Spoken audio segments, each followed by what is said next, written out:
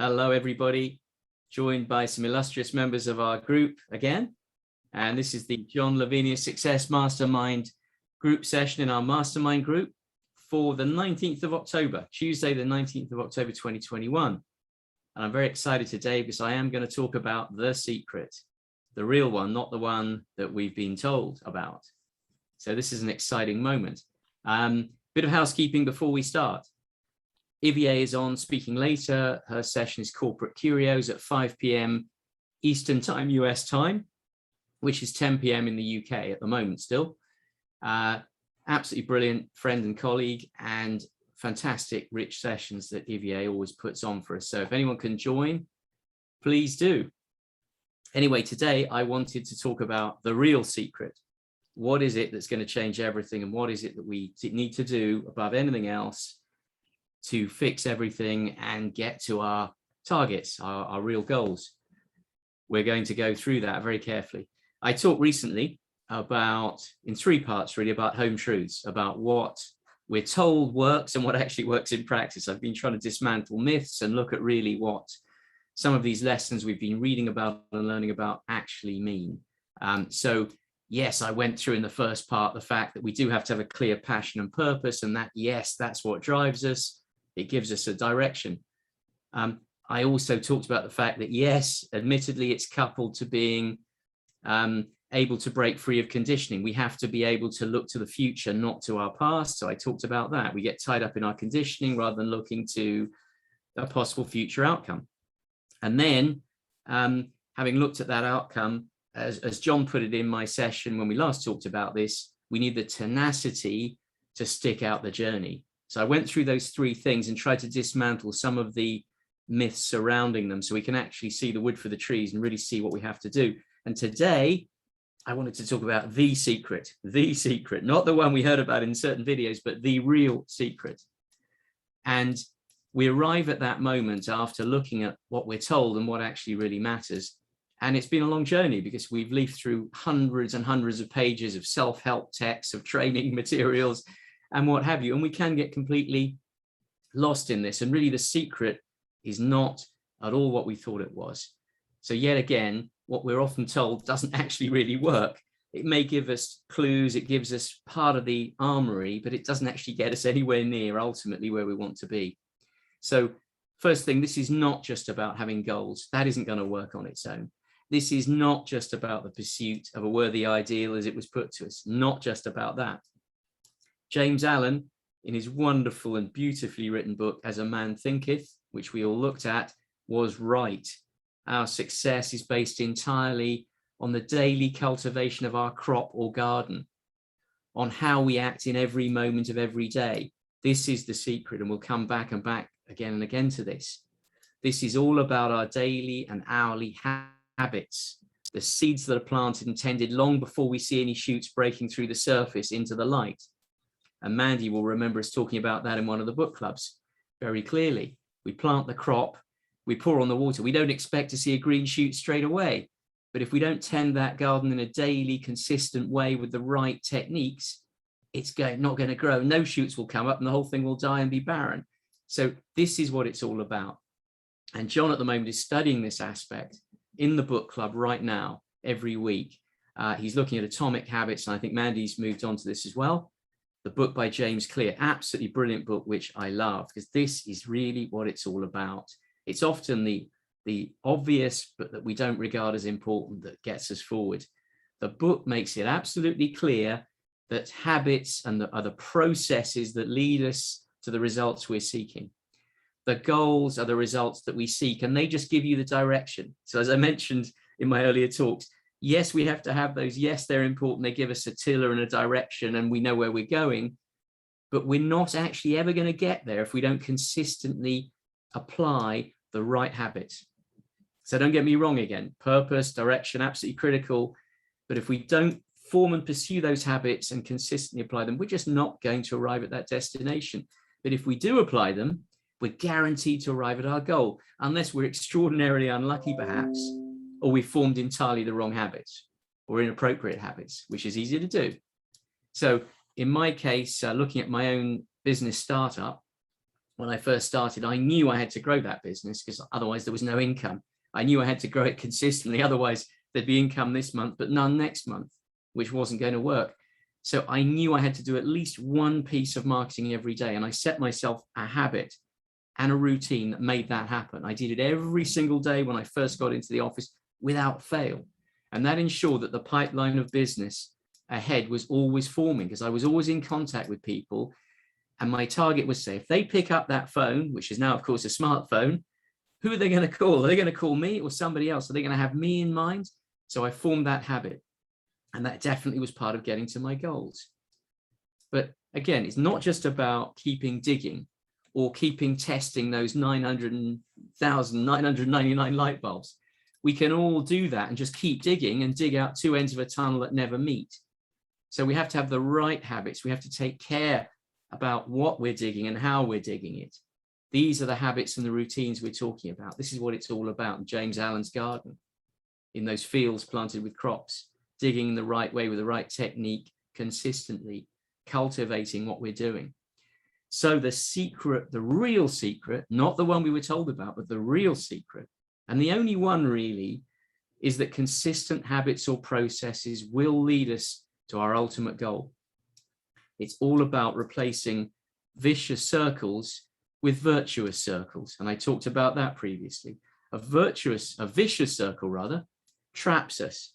We never change our habits or processes, and we therefore just keep repeating the same results. Worse still, we might even start spiraling downwards as the results get worse and things get worse.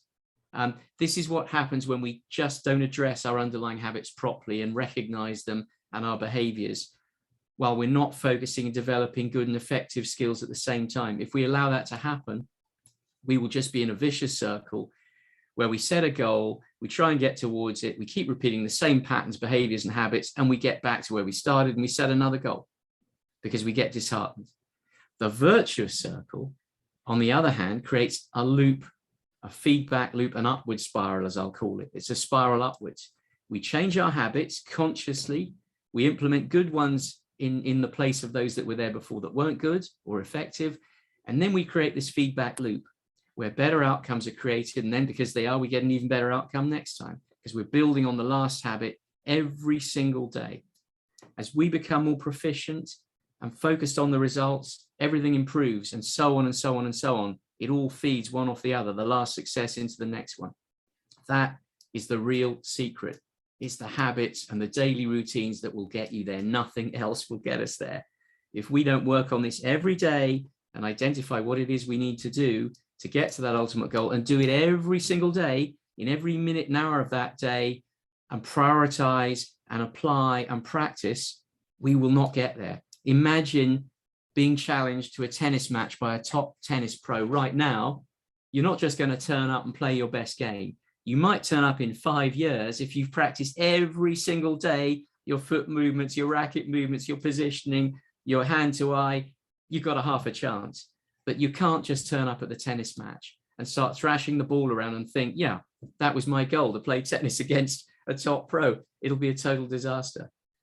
We have to plan that and say, what are the habits that are going to get me there? There's another problem with all of this, of course, is that necessity is the mother of invention.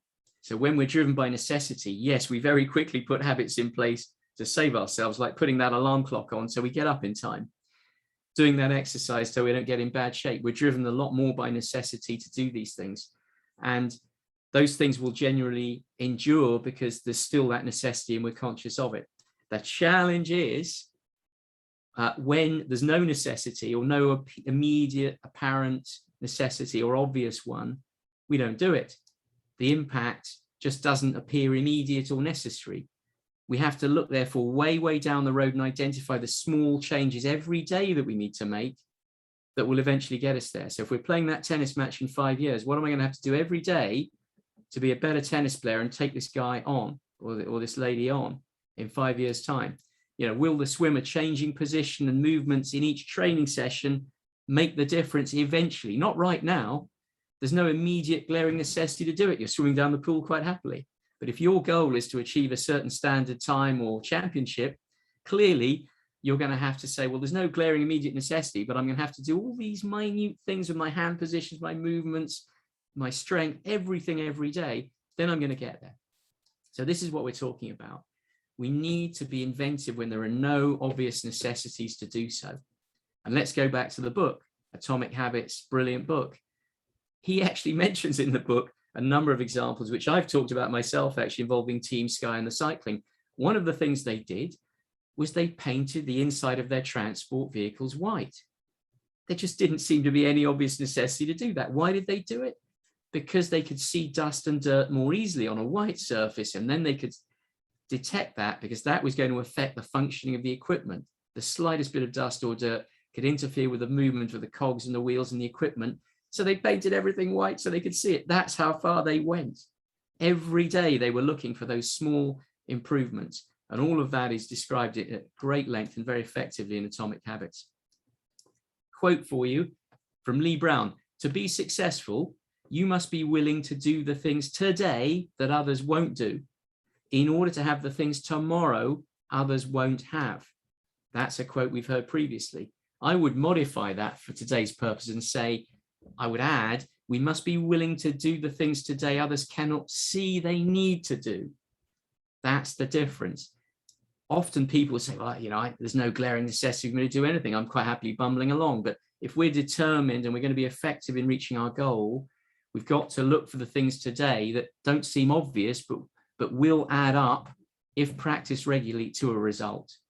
We've got to seek out the daily habits to be performed right now and every day from now on, in order to be propelled gradually to this destination, which is set by your goal. But without this, we don't get to that goal, and the goal is useless and meaningless, absolutely meaningless. An example, if we fail to service our car regularly, it's going to break down on one of the journeys to our destination for sure. If we totally and utterly neglect to service it when we should regularly, it will break down. And now another great example we had of routines and habits was set in the book that a lot of you read by Hal Elrod, The Miracle Morning. And we all know that some of us have said what a massive difference it made to their life and their progress. Some of people that had read it had never been confronted by this idea of regular daily habit and routine. And when they did start to implement it, it changed everything. It changed everything. A strong and repeated morning routine, in the case of Hal Elrod's book, showed us the way to be very effective for the rest of the day. Are we still following those strong morning routines? That's an example of the sort of thing we have to implement in every section of our day to get where we want to be. And doing that for me, many, many years ago, changed everything. So Hal Elrod literally focused on the minutiae of everything you need to do in the morning, from the moment you get out of bed, from the moment you emerge from the bed and put your foot on the floor. Every habit, every routine he suggested you needed to implement. We need to do the same thing for ourselves by breaking down, looking at our goal and saying, which of these habits along the lines of the Hal Elrod description do we need to implement, but absolutely religiously, daily, by the minute, to get us there. It's going to work if we do it. I guarantee you it's going to work. And as I also mentioned in previous talks, habits equate to routines. They are the building blocks of our routines. Those small habits link up into chains. So if habits are the atoms, and we've been reading with John Atomic Habits in the book club, then routines are the molecules.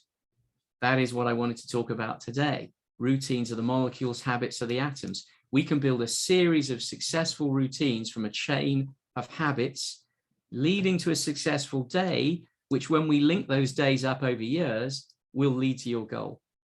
So the terms routine and habit, of course, imply that we've got to be consistent and we have to repeat them. We can't just occasionally remember to practice the piano, pick it up and say, well, let's lift the lid 3 months later. Oh, well, yeah, okay. You won't get there. If we want to get better at the piano, it's every day practicing those patterns that you've been set to practice. So your finger memory gets better, your memory, your performance, everything gets better. This is what it takes. It's like practicing a musical instrument. I'm sure Ingrid would tell us that. So these are the things we have to do regularly and consistently. They save time as well. That's the great double win. They save time because they become so familiar, we don't have to think about them. They save us time. They ensure consistency through the application of the same effective process every time. We become more consistent. That's the other win from this, because we're so used to doing it, we just more consistently and effectively do it. Like the basketball shooter shooting for the basket, more likely to hit the basket more times. Repetition implies practice, which equates to efficiency and the improvement of performance. All this is linked, but we have to have these habits. And this is the virtuous circle that I mentioned earlier, not the vicious circle. This is a virtuous circle which feeds off itself and grows and propels you upwards in a feedback loop. The consistent repetition of the right habits and routines will definitely exponentially improve your results. It is like compound interest, as they mention in the book. I say the right habits because we're clearly not going to improve at soccer if we insist on practicing tennis. A pretty crass example, but we have to make sure we're practicing the right things. Look at the goal and make sure it's relevant, and that the habits are the ones that will make you the person you want to be, and that you will achieve the goals you want to have and want to see. In industry, they talk generally about time and motion studies. What you do, how you do it, when you do it, in order to lead to much more efficient production in the line of where you're going with your production process and your team. So John is focusing on all of this. Help is at hand. He's focusing on this in the book club at the moment.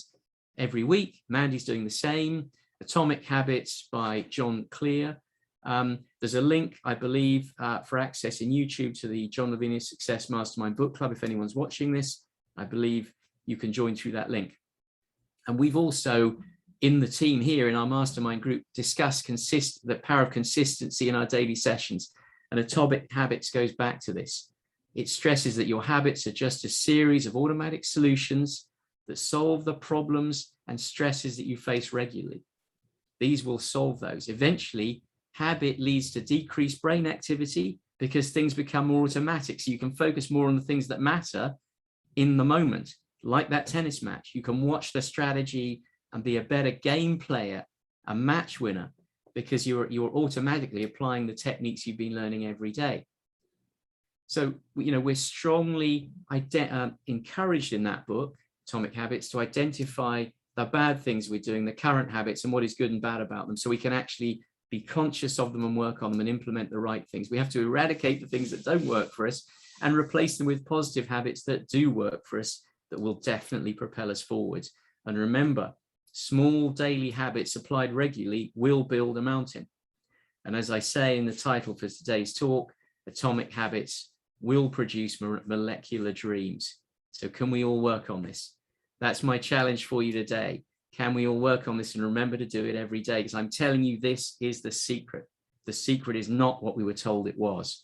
It is the consistent and regular application of good habits towards your goals. That is it, folks. And I really believe that. And we've waded through a lot of pages to get to that, but I believe it. So I'd love to open the floor. It's lovely to see you all here. It's been a great privilege to talk about this. I find it very exciting because this is the secret. And I know that if I do this, I'm going to get where I want to go. And I know you will as well. So please come out and comment on this, whether you followed Hal Elrod's routines, you've set your own routines, you're applying your own habits. Let's hear about it. Has this affected you, knocked you off course, set you on course? I'd love to hear anyone's thoughts. Anyone want to pile in? We're all looking pensive. Don't be afraid to come out and share any comments you've got. I just want to say, sorry, I didn't put my hand up. Go ahead, Gail. Go ahead, Mandy.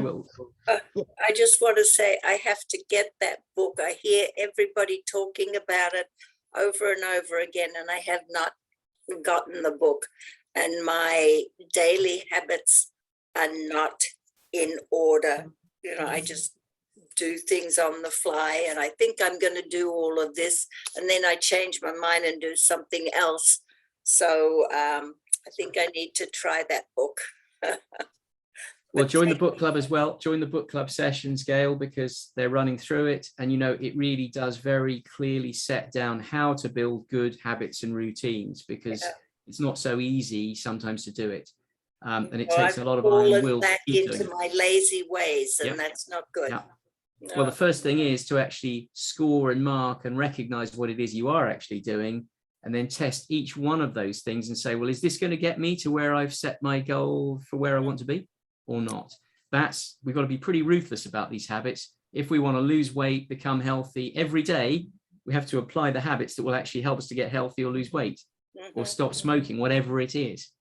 So if it's a business goal, yeah, same thing. You've got to do this in the business too. It's the same thing: personal health, personal development, business. Sorry, the doctor's office.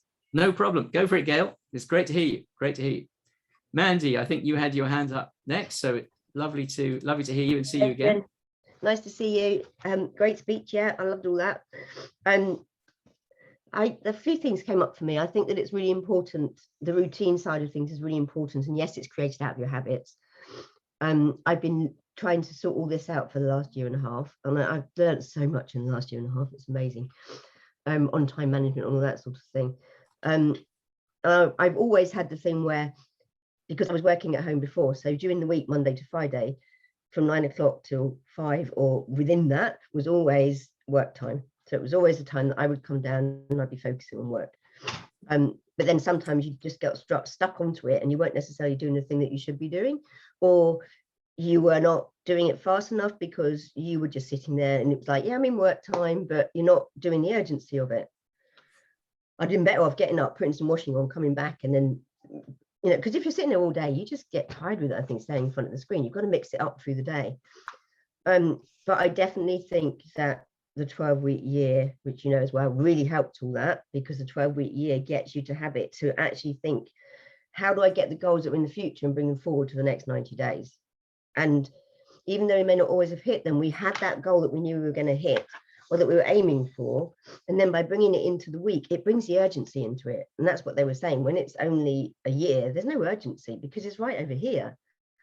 When you bring it forward and it's 90 days, you've got that urgency because you know what you've got to do for each of those months. You've got the big goals and then down to each day.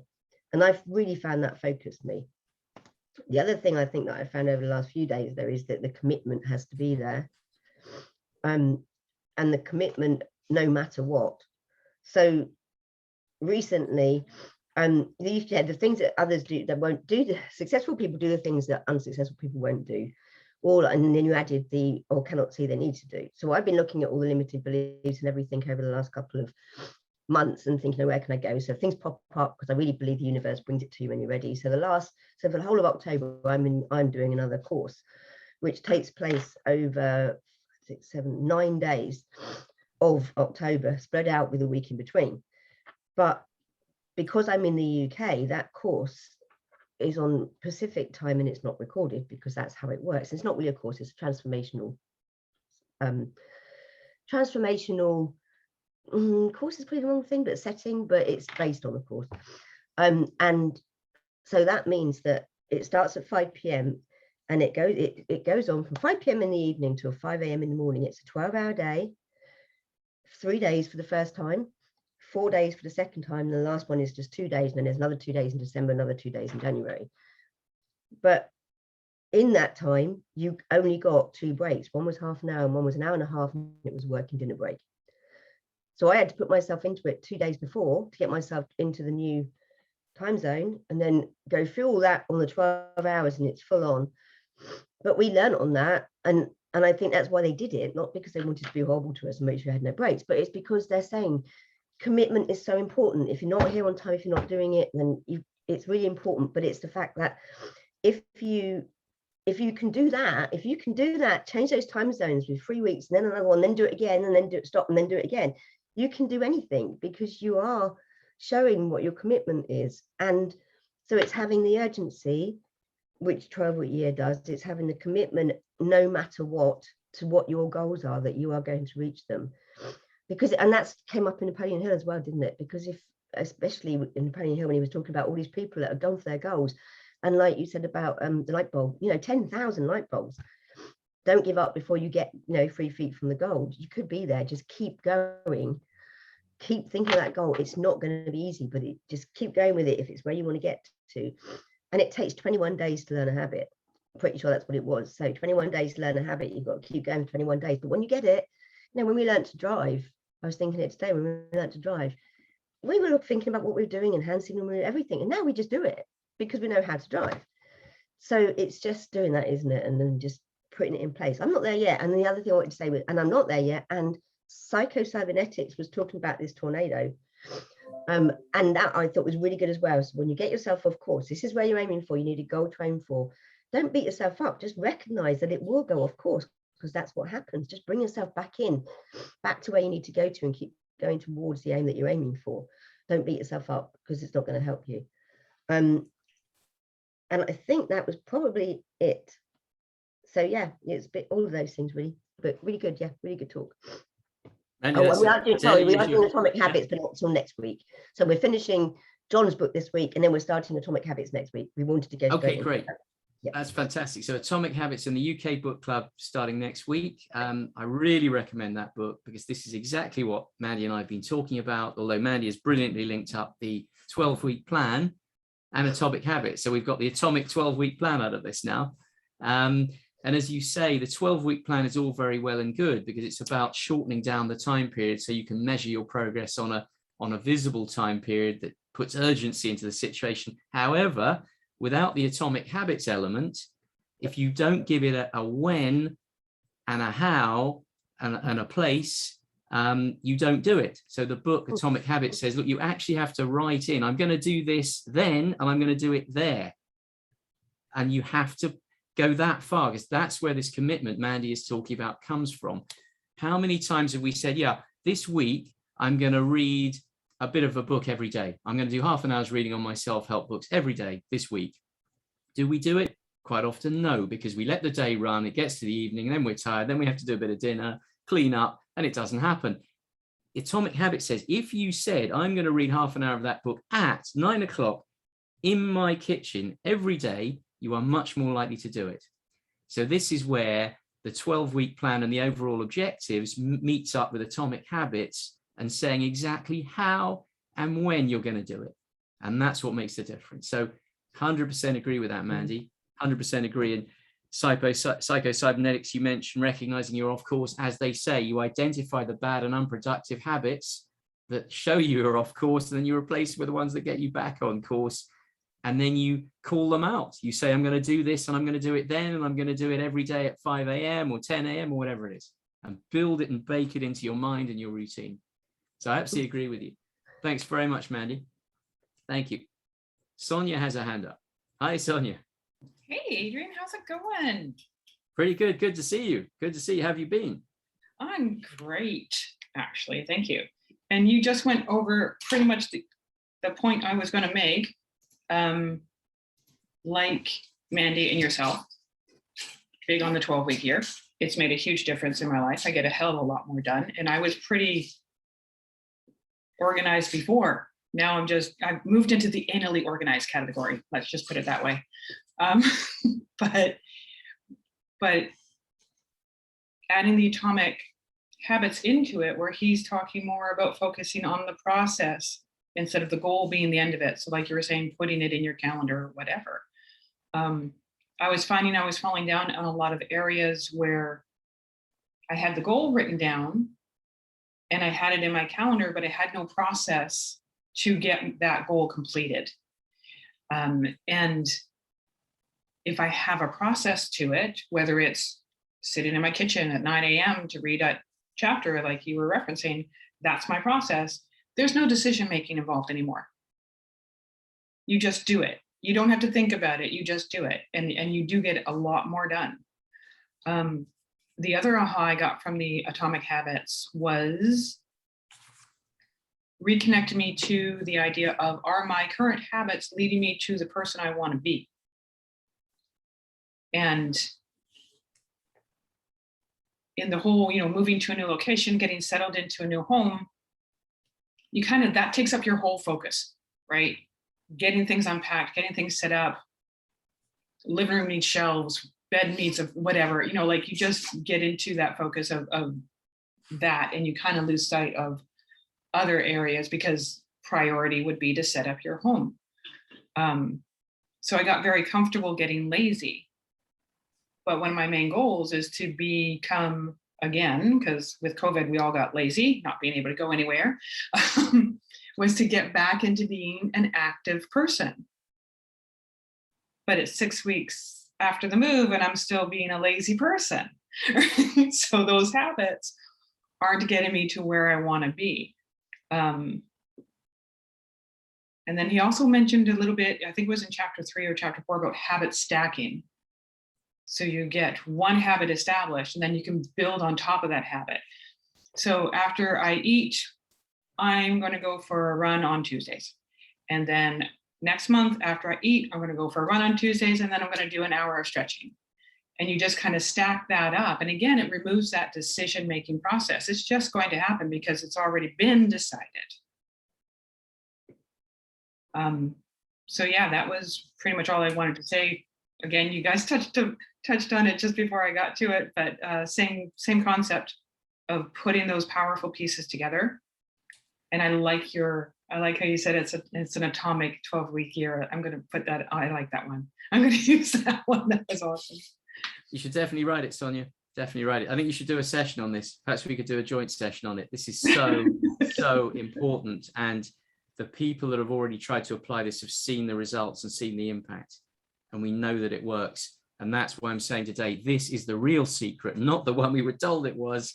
The power of thought is great, but it is nothing if you can't apply it in daily habits and routines and repeat them. It is nothing, and it's ineffective. But you raise a lot of great points there from the book and from elsewhere. I mean, again, it brings me back to the fact it's the regularity and having your end in mind. If I want to make a bottle of wine, I've got to tend that vineyard. So not only have I got to harvest the grapes in October, throughout the year, I'm spraying the grapes, tending the ground, going through various processes, which will lead me to be able eventually to harvest the grapes to make the bottle of wine. So it all links up. As you were saying, it's all a process. You've got to have systems and processes throughout the year to get you to the end of the year when you make the wine. This is what we're saying. And again, being the person you want to be, I mentioned this in the talk as well. You have to be conscious of who you want to be, which is where the goal does matter. And then you can say, hang on, habit A in front of me now, the thing I've just done is definitely not going to get me to be that person. And I said about 2 weeks ago in my talk that I'd met a lady in the cafe that morning over coffee who said to me, I decided one day I didn't want to be that person. And not only that, I was not that person. She had put on an enormous amount of weight during the lockdowns and suddenly realized what had happened, said, I am not that person. And immediately she swung into action on a daily routine and lost an enormous amount of weight. It really worked because she decided she was not that person and wasn't going to accept being that person. So as Sonia has said, you've got to decide who you want to be and then say, well, which of these habits gets me to being that person in a very precise way? Test them, check them. Is it going to deliver me there or not? Yes or no? Rate the habit accordingly and either eradicate it or build on it and introduce a new one that will get you there. So absolutely agree with that. And the virtuous circle again, the habit stacking, which is what I've called the virtuous circle in today's talk. It is a feedback loop because the good habits build on top of each other and get us higher up. They lift us in an ever increasing circle, like an updraft and a glider rising in an updraft and circling. You just keep circling higher and higher and higher like an eagle. So absolutely agree, Sonia. I love all of that. But great contributions. I'm not sure if anyone else had any thoughts. We might have a relatively short session today, quite apt in a way because it releases us to go and look at our habits. But I think, although a short session, this topic for me has probably the biggest impact of anything we've talked about. And I really mean that. I really mean that. So if you can explain this to everybody you deal with, we will change what they're doing for the better for sure and help them to get where they want to be. So I hope the rest of the group gets to hear about this Atomic Habits book club. Mandy's running it on the British time zone next week. John is already running the book on the US time zone. Look at the recordings and join the sessions because the tips in that book are designed to tell you how to do it, how to build those good routines. They don't just leave you adrift with the concept of needing them, they tell you how to do it.